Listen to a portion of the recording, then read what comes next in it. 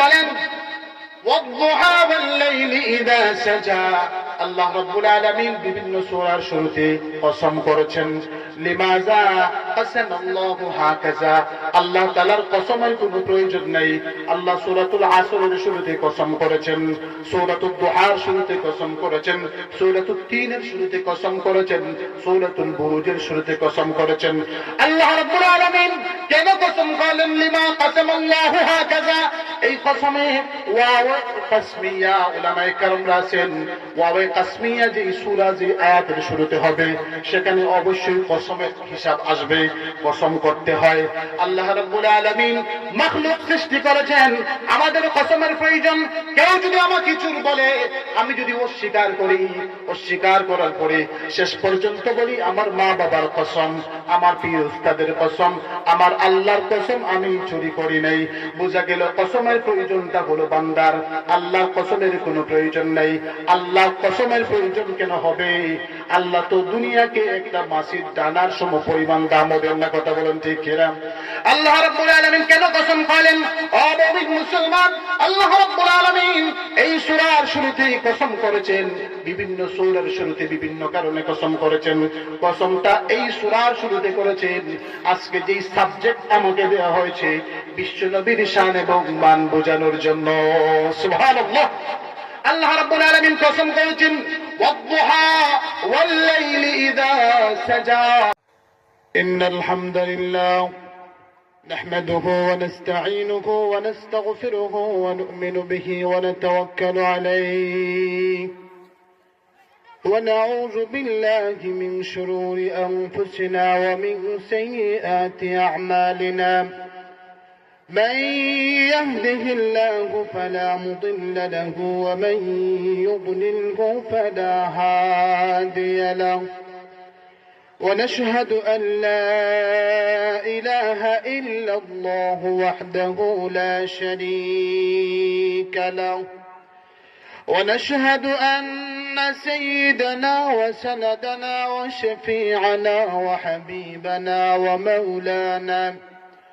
ومولانا محمدا عبد الله ورسوله أرسله الله بالحق بشيرا ونذيرا وداعيا إلى الله بإذنه وسراجا منيرا. أما بعد فأعوذ بالله من الشيطان الرجيم. بسم الله الرحمن الرحيم. والضحى والليل إذا سجى ما ودعك ربك وما قلى وللآخرة خير لك من الأولى ولسوف يعطيك ربك فترضى ألم يجدك يتيما فآوى ووجدك ضالا فهدى ووجدك عائلا فأغنى فأما اليتيم فلا تقهر وأما السائل فلا تنهر وأما بنعمة ربك فحدث.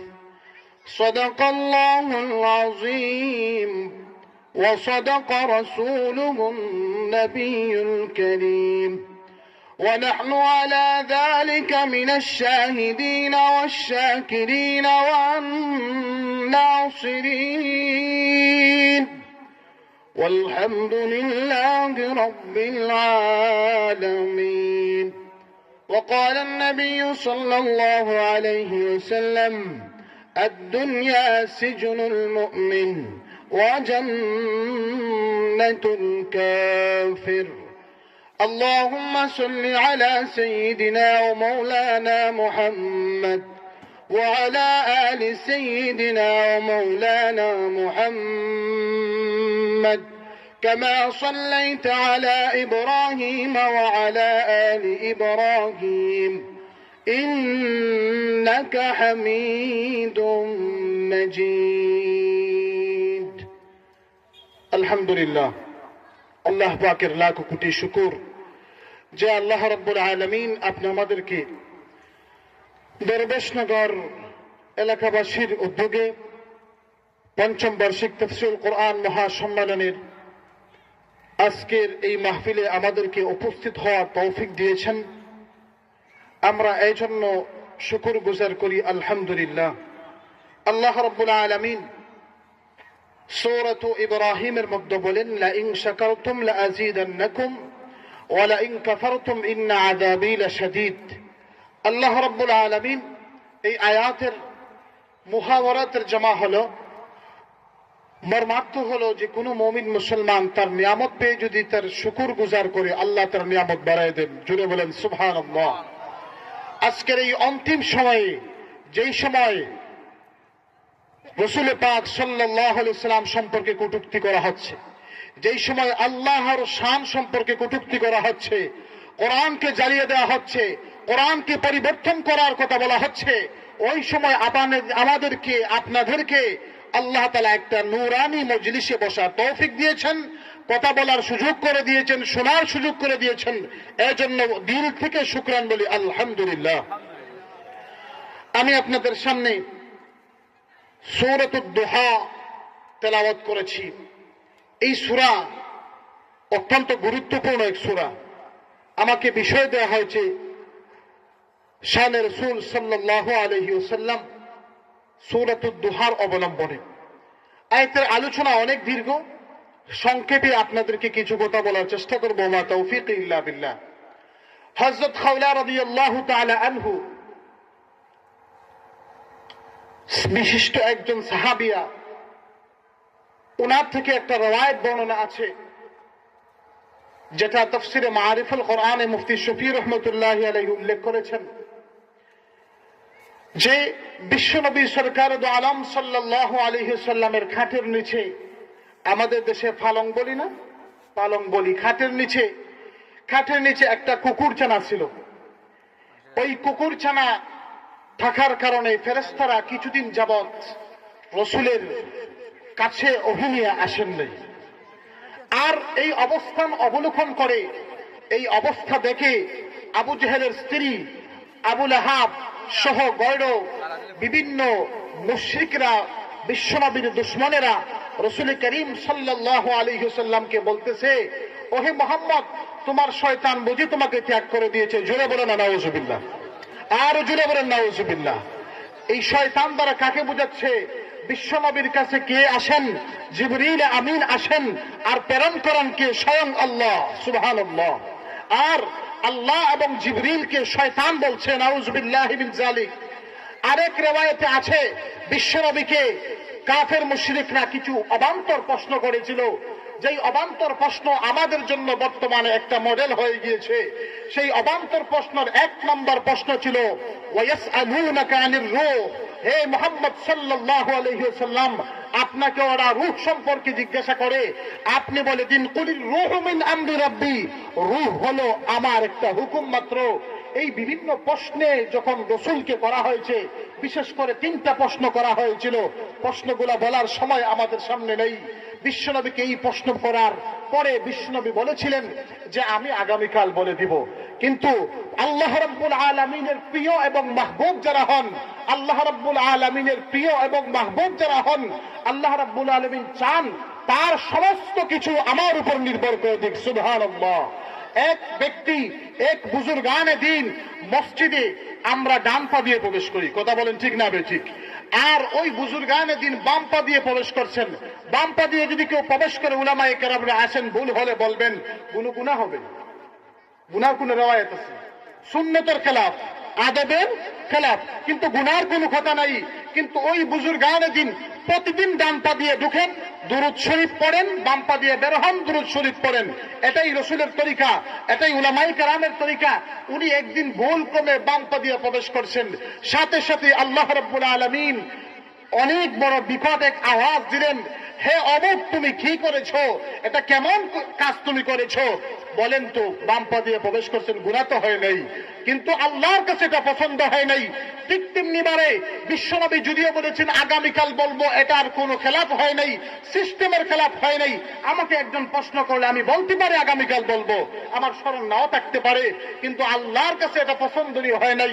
আল্লাহর কাছে পছন্দ ছিল, হে রাসূল, আপনাকে আমি সর্বশ্রেষ্ঠ মাখলুকাত হিসেবে সৃষ্টি করেছি, আপনি আমার বন্ধু, আপনার ফিল, আপনার ছোট থেকে ছোট, বড় থেকে বড় সমস্ত কিছু আমার উপর নির্ভর করে দিবেন, আপনার ইনশাআল্লাহ বলা উচিত ছিল। কথা বলেন ঠিক কিনা?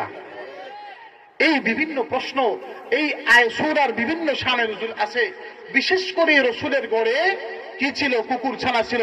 বন্ধুরা আমার, আজকে মুসলমানদের গড়ে, হিন্দুর ঘর বাদ দেন, খ্রিস্টানের ঘরে বাদ দেন, আমাদের মুসলমানের গড়ে মানুষের ছবি আছে না নাই? আজকে উলামায়ে কেরামদের প্রতিবাদ করতে হবে, শুধু দাওয়াত খাইলেই হবে না। আমি যেই ঘরে যাচ্ছি ওই ঘরে বলতে হবে এই ছবিটা নামান। কথা বলেন ঠিক কিনা? কেন? যদি বিশ্বনবীর ঘরে কুকুর ছানা থাকার কারণে ফেরেশতা আসে নাই, তাহলে আমার ঘরে ছবি থাকার কারণে ফেরেশতা কিভাবে আসবে? কথা বলেন ঠিক কিনা? আল্লাহ রাব্বুল আলামিন বলেন, ওয়াদ-দুহা ওয়াল-লাইলি ইযা সাজা। আল্লাহ রাব্বুল আলামিন বিভিন্ন সূরার শুরুতে কসম করেছেন। লিমাযা কাসামাল্লাহু হাকাযা, আল্লাহ তাআলার কসমের কোনো প্রয়োজন নাই। আল্লাহ সূরাতুল আসরের শুরুতে কসম করেছেন, সূরাতুদ দুহার শুরুতে কসম করেছেন, সূরাতুত তিনের শুরুতে কসম করেছেন, সূরাতুল বুরুজের শুরুতে কসম করেছেন। আল্লাহ রাব্বুল আলামিন কেন কসম করলেন? লিমা কাসামাল্লাহু হাকাযা, এই কসমে ওয়াও কাসমিয়া, উলামায়ে কেরামরা আছেন ওয়াও কাসমিয়া যে সূরা যে আয়াতের শুরুতে হবে সেখানে অবশ্যই কসমের হিসাব আসবে, কসম করতে হয়। আল্লাহ রাব্বুল আলামিন মাখলুক সৃষ্টি করেছেন, আমাদের কসমের প্রয়োজন। কেউ যদি আমাকে কিছুর বলে, আমি যদি অস্বীকার করি, অস্বীকার করার পরে শেষ পর্যন্ত বলি আমার মা বাবার কসম, আমার পীর উস্তাদের কসম, আমার আল্লাহর কসম, আমি চুরি করি নাই, বোঝা গেল কসমের প্রয়োজনটা হলো বান্দার, আল্লাহর কসমের কোনো প্রয়োজন নাই। আল্লাহ কসমের প্রয়োজন কেন হবে? আল্লাহ তো দুনিয়াকে একটা মাছির ডানার সম পরিমাণ দামও দেন না। কথা বলেন ঠিক কিনা? আল্লাহ রাব্বুল আলামিন কেন কসম করলেন? ও মুমিন মুসলমান, আল্লাহ রাব্বুল আলামিন এই সূরার শুরুতে কসম করেছেন, বিভিন্ন সূরার শুরুতে বিভিন্ন কারণে কসম করেছেন। কসমটা এই সূরার শুরুতে করেছেন আজকে যেই সাবজেক্ট আমাকে দেওয়া হয়েছে, বিশ্বনবীর শান এবং মান বোঝানোর জন্য। সুবহানাল্লাহ।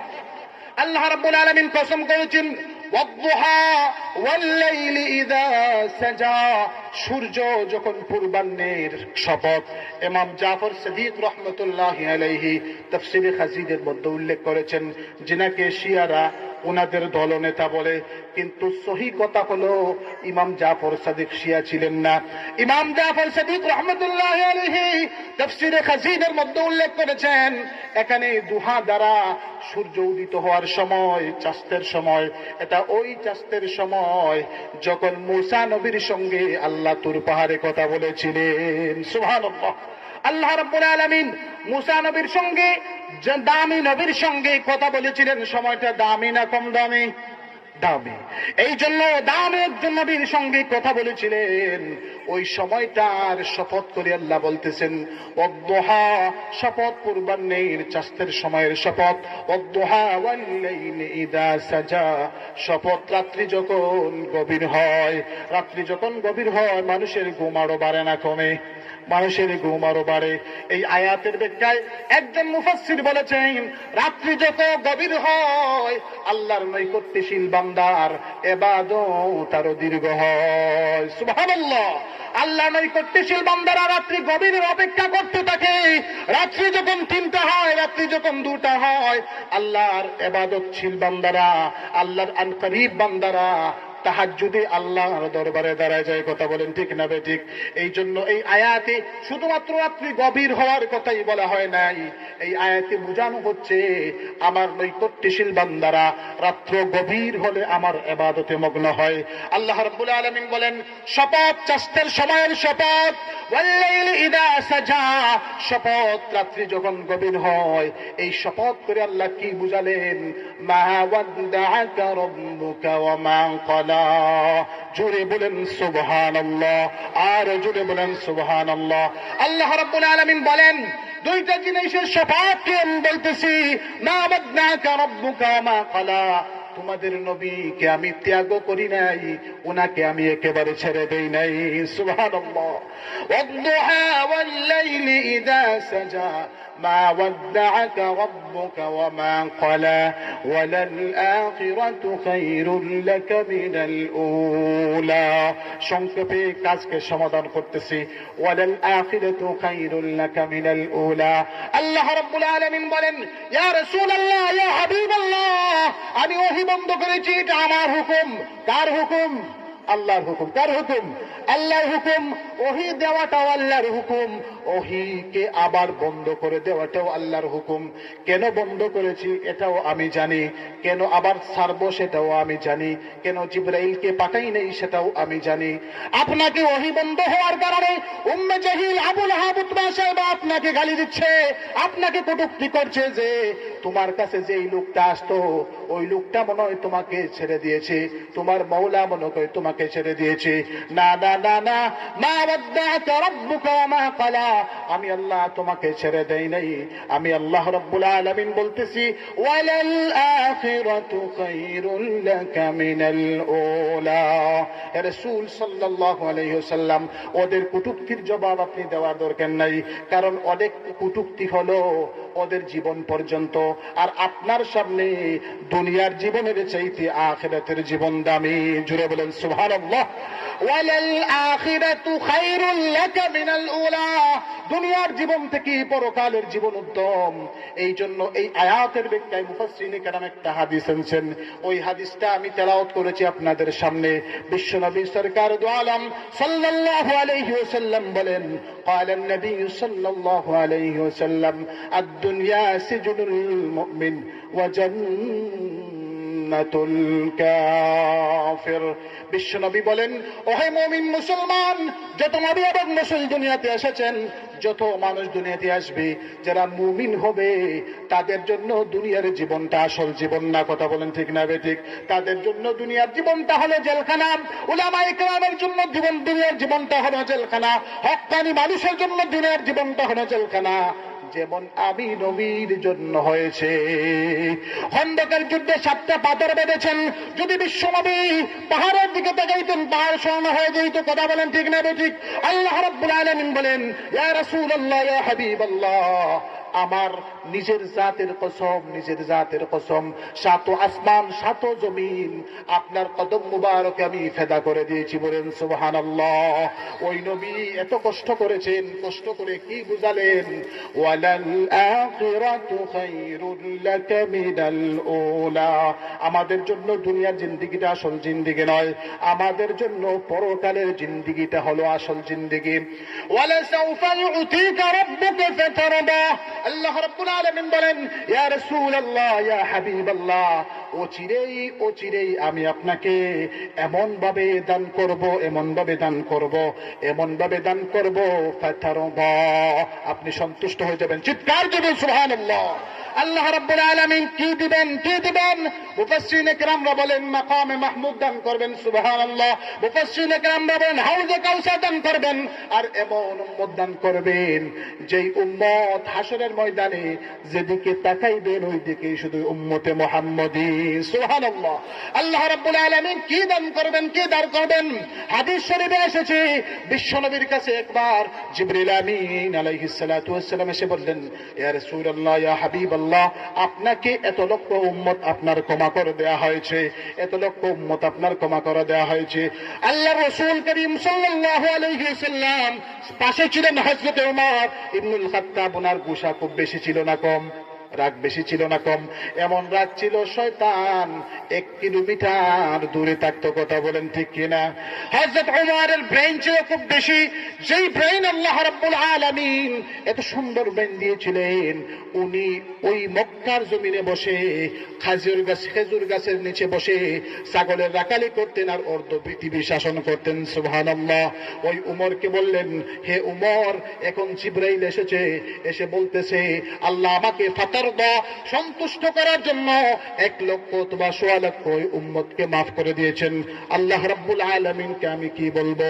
তখন হযরত ওমর রাদিয়াল্লাহু তাআলা আনহু বলেন, ইয়া রাসূলুল্লাহ, ইয়া হাবিবাল্লাহ, আপনি আল্লাহকে বলেন আরো দেওয়ার জন্য, কারণ আপনার সাহাবীরাই তো 1.25 লক্ষ।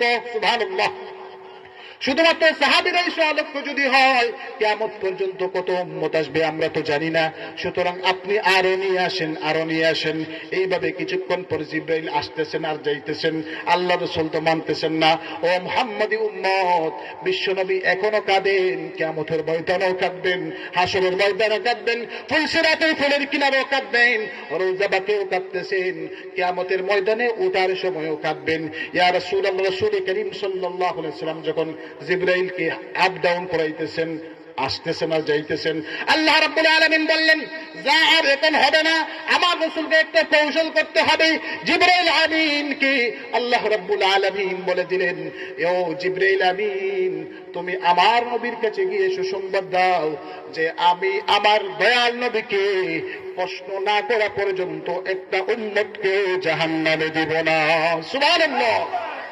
وَلَسَوْفَ يُعْطِيكَ رَبُّكَ فَتَرْضَى, এমন দেব, এমন দেওয়া দিব যেইভাবে দিলে আপনি নবী খুশি হয়ে যান। ফাতারদা, রাজি হয়ে যান। সুবহানাল্লাহ। وَلَسَوْفَ يُعْطِيكَ رَبُّكَ فَتَرْضَى أَلَمْ يَجِدْكَ يَتِيمًا فَآوَى। হে রাসূল সাল্লাল্লাহু আলাইহি ওয়াসাল্লাম, আপনাকে আমি এতিম অবস্থায় পেয়েছি। কেমন এতিম অবস্থায় পেয়েছি? এমন এতিম অবস্থায় পেয়েছি যে আপনার জন্মের পূর্বেই আপনার বাবা দুনিয়াতে নাই। কথা বলেন ঠিক কিনা? এমন এতিম অবস্থায় পেয়েছি, 6 বছর বয়সে আপনার মাও দুনিয়াতে নাই। আমি আপনাকে লালন পালন করেছি আপনার দাদার কাছে দিয়ে, খাজা আব্দুল মুত্তালিবের কাছে দিয়ে। খাজা আব্দুল মুত্তালিবও কিছুদিন পরে চলে গেলেন।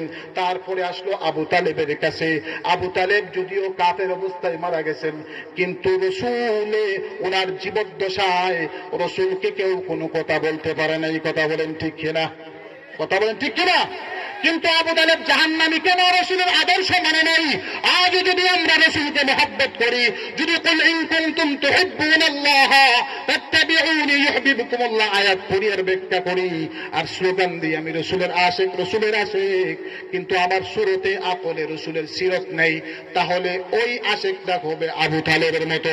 কথা বলেন ঠিক কিনা? রাসূলকে জীবন দিয়ে মহব্বত করেছে, কিন্তু রাসূলের প্রকৃত আশিক না হওয়ার কারণে ওই ব্যক্তিটা জাহান্নামে যাবে। কথা বলেন ঠিক কিনা? আলাম ইয়াজিদকা ইয়াতীমান ফাআওয়া ওয়া ওয়াজাদাকা দাল্লান ফাহাদা। আল্লাহ রাব্বুল আলামিন, আল্লাহ রাব্বুল আলামিন, ও মুসলমান, এখন যে আয়াতটা আমাদের সামনে এসেছে, ব্যাখ্যা সম্পন্ন ব্যাপার, ব্যাখ্যা সম্পন্ন ব্যাপার। এই আয়াত সম্পর্কে যদি কোনো মুমিন মুসলমান একটু এদিক সেদিক করে সে জাহান্নামের লাকড়ি হয়ে যাবে। ও মুসলমান, পাকিস্তান পিরিয়ডে ভারতের যখন ব্রিটিশরা শাসন করে, এই দেশে একজন ব্যক্তি ছিল, নামটা আমি বলতেছি না। ওই ব্যক্তি একটা তাফসীর লিখেছিলেন। ওই তাফসীরে ওয়াজাদাকা দাল্লান ফাহাদার ব্যাখ্যায় রাসূলকে পথভ্রষ্ট বলেছেন। জোরে বলেন নাউযুবিল্লাহ। ও মুসলমান, যেই বক্তাকে দিয়ে আপনি ওয়াজ করাইবেন, যেই বক্তাকে দিয়ে আপনি তাফসীর করাইবেন, ওই বক্তা যদি পথভ্রষ্ট হয় তাহলে আপনি কি হবেন? কথা বলেন ঠিক কিনা? আপনি কি হবেন? যেই নবীকে আল্লাহ রাব্বুল আলামিন দুনিয়ার মানুষের জন্য মডেল বানাইবেন, ওই রাসূলকে যদি কেউ পথভ্রষ্ট বলে তার অবস্থা কি হবে?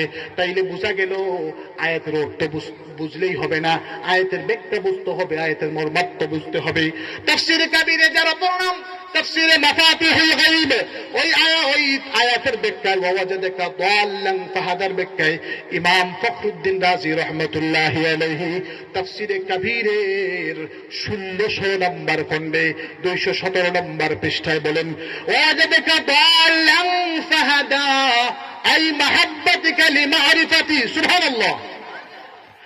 ইমাম আবুল ফজল আয়াজ রহমতুল্লাহ আলাইহি শিফা শরীফের দ্বিতীয় খণ্ডে উল্লেখ করতেছেন যে আল্লাহ রাব্বুল আলামিন ওয়াজাদাকা দাল্লান ফাহাদার ব্যাখ্যায় বলতেছেন উহিব্বুকা মুহিব্বুন লিমারিফাতি ইয়া রাসূলুল্লাহ ইয়া হাবিবাল্লাহ ওয়াজাদাকা দাল্লান আপনি পথভ্রষ্ট ছিলেন না, আপনি ছিলেন আমার প্রেমে বিভোর। সুবহানাল্লাহ।